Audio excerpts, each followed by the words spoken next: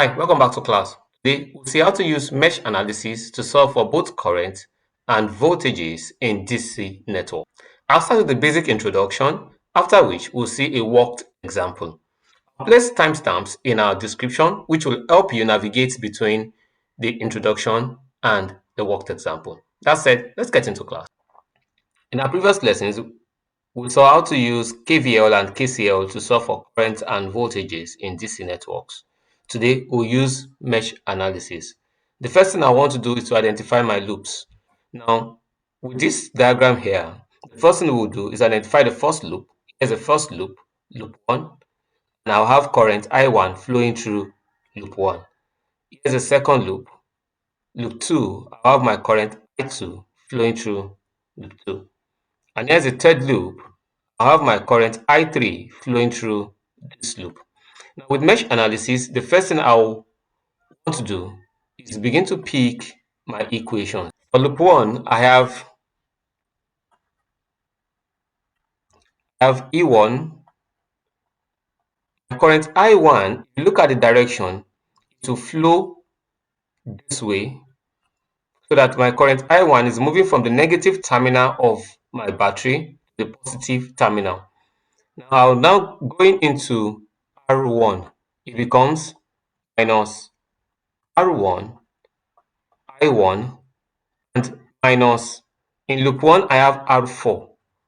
It becomes minus R4 into I1 minus I2 is equals to 0. Now, if you look at the fourth resistor R4, I1 is going this way, but I2 is moving in the opposite direction. Because we are in loop 1, what I'll be doing is I1 minus I2. For this same resistor, when I get into loop 2, you see what I'll do is I2 minus I1. Let's get into loop 2. For loop 2, I'll be considering my current I2. Now, the first resistor I'll be taking is R4. That'll be minus R4 into I2 minus I1, like I stated earlier. Now, minus R2, R2 only has I2. Then minus R5, I have R5 into I2 now minus I3 is equals to 0. And in loop 3, I have R5. If you watch R5 here, I'll be doing minus R5 into I3 minus I2 minus R3 I3 minus E2 equals 0. Why minus E2? Minus E2 because this time around, in the line of the current direction, I'm going from the positive terminal to the negative terminal. So my E2 becomes negative, becomes minus E2 equals 0. Now let's see worked example. Now my question says, in the circuit below, determine the current supplied by the 30 volt and 20 volt batteries. Now the 20 volt battery is in loop 1. Let's measure our loops first. This is my loop 1. Here's I1. Here's my loop 2, I2. And here's my loop 3, I3. Now my I1 leaves my loop 1. My I2 in my loop 2, my I3 in my loop 3. And the 30 volt battery has I3 and the 20 volt battery has I1. Let's take our equations from our loops. For loop 1, I have 20 volts. That will be 20 minus 5I1 minus 3 into I1 minus I2, then minus 5 equals 0. Minus 5 because I'm moving from the positive part of the cell to the negative. And I did plus 20 here because I'm moving from the negative to the positive. So that my equation finally becomes 20 minus 5i1 minus 3i1 plus 3i2 minus 5 equals 0. 20 minus 5, that's 15. Minus 5i1 minus 3i1, that's minus 8i1 plus 3i2 equals 0. So that I can now say that my minus 8i1 plus 3i2 is the same thing as minus 15. Let's call that equation 1. Then we consider the second loop. For loop 2, I have I2 in loop 2. Now I'll start with my 5-volt battery. That's 5 minus 3 into I2 minus I1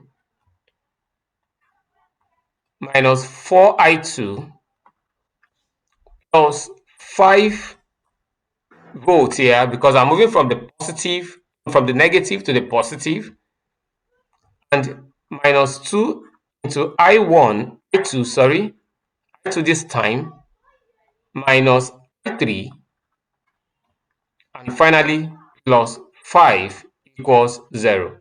I need to call up a new screen. I've simply rewritten my equation so that I have 5 now. I have 5 here, I have 5 here, and I have 5. That's 15. That's 15 minus 3 I2 minus 3, okay, that's plus 3 I1 minus 4 I2 minus 2 I2 plus 2 I3 is equals to 0. Minus 3i2 minus 4i2, that's minus 7i2, minus 2i2, that's minus 9i2. That means 15 minus 9i2 plus 3i1 plus 2i3 is equals to. Now I can interpret this as minus 9i2 plus 3i1 plus 2i3 is equals to minus 15. Let's call this equation 2. Now let's look at the third loop. In the third loop, let's take the analysis here. In the third loop, we have that I have I3, then I'll start with 5. Now, in the direction of the current, if you observe here, we're going from the positive to the negative. So this becomes minus 5, then minus 2 into I3 minus I2 minus 8 I3 minus, because I'm going again from the positive to the negative, minus 30 equals 0. So that's minus 5 minus 30, that's minus 35, minus 2i3 plus 2i2 minus 8i3 equals 0. So that minus 35, I want to move it to the other side. I have minus 2i3 and minus 8i3, that's minus 10i3 plus 2i2 is equals to 35. Now let's write this. I've simply rewritten all of my equations. Now we can solve this equation using elimination method or whichever method you are comfortable with. I'm comfortable with using elimination method. I'm comfortable using substitution method. Now what are we substituting for?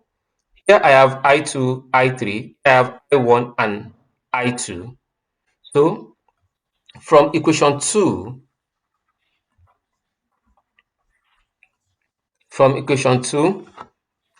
or rather from equation 3, I can deduce that my I3 is the same thing as 35 minus 2i2 all over minus 10. And from equation 1 also, I can deduce also that my I1 will be the same thing as minus 15 minus 3I2 all over minus 8. So that equation I3 now is the same thing as eliminate the negative under 2I2 minus 35 over 10. Make our equation simpler and easier to look at. This is 3I2 plus 15 over 8. Now let's substitute for both I3 and I1 in equation 2. Now here's my equation 2 rewritten. We're substituting for I1 and I3. Now for I1, let's pick I1 first. Okay, let me just copy this. While what I have at the top is I3, the one below is I1.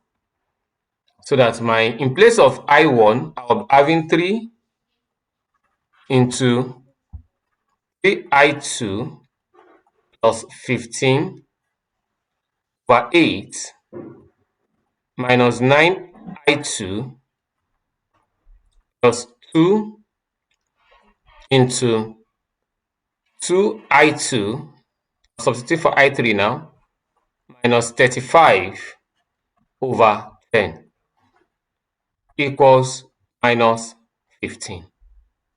Now, so that expanding, this becomes 9I2 plus 45 over 8 minus 9I2 plus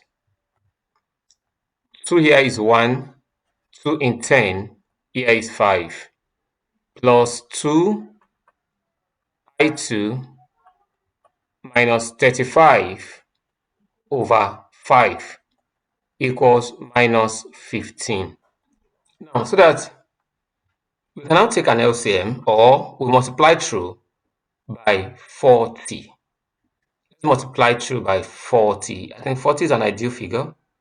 By 20? No, by 40. 40 is my ideal. I have 8 here, I have 5, I'll multiply through by 40. That this becomes, I'm multiplying through by 40, 8 in 40, that becomes 5, 5 times, that becomes 45,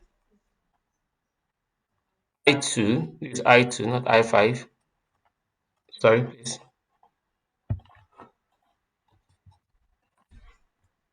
That becomes 45 I2 plus 45 times 5, that's 225, minus 9 times 40, that's 360, I2 plus, now multiplying by 40 here again, that's 5 divided times 4 divided by 40, that will be 8 plus 16, this becomes 16 I2 minus 8 now times 35, that's 280, is equals to minus 15 times 40, that's 600. If you solve this example from this equation, to come to the fact that my 45 I2 minus 36 360 plus 16, that's 2 minus 299 I2 is equals to minus 600 minus 225 plus 280, which should sum up to 545. Negative 545 minus 545. That I2 obviously is the same thing as minus 545 over minus 299. My examiner wants us to, let's get back to the question, to find the current flowing through 20 and 30, that is I1 and I3. We've solved for I1, we've solved for I3, we've solved for I3, where I3 is the same thing as 545 over 299, and we have that I1 or I3 1.82 amps. So that I3 now will be the same thing as 2 into 1.82 minus 35 over 10. That's the same thing as 1.82 times 2. 1.82 times 2, that's 3.64 minus 35 over 10. So that's the same thing as 3.64 minus 35 divided by 10 minus 35 divided by 10. That's the same thing as minus 3.136 amps. Now the negative sign only shows that my direction of current is wrong. I need to change the direction of current. And my I2, my I1 obviously is the same thing as 3 into I2 is 1.82 plus 15 over 8. That will equal to 3.64. No. Well, 1.82 times 3. 1.82 times 3. 5.46. That's 5.46 plus 15 over 8. That's equal to 20.46 over 8. So that my I1, the current through the 20 volts source, will be the same thing as 20.46 divided by 8, 2.557. That's 2.56 amps. 2.56 amps. With this, I hope you understand how to work with mesh analysis. We'll take more examples in our next class. Thank you for staying with us and see you in our next class.